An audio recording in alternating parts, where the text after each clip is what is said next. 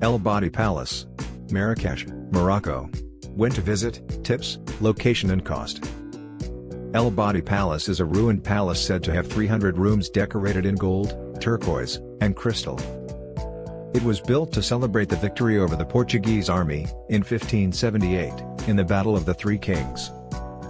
This palace was constructed using the most expensive materials, including gold and onyx. The palace used to have 360 richly decorated rooms, a courtyard and a central pool exhibiting grandeur in every aspect.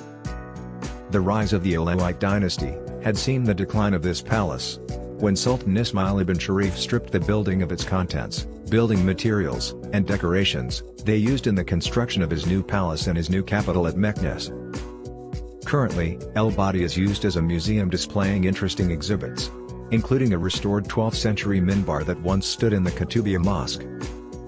Minbar is housed in a pavilion in the southwest corner of the main courtyard and requires entry fee for admission. How to get here? It is located 900 meters from Jama Elfna. To reach the palace from Jama Elfna, take the street Rue Riyad Zitoun El Kim, on the south end of the square.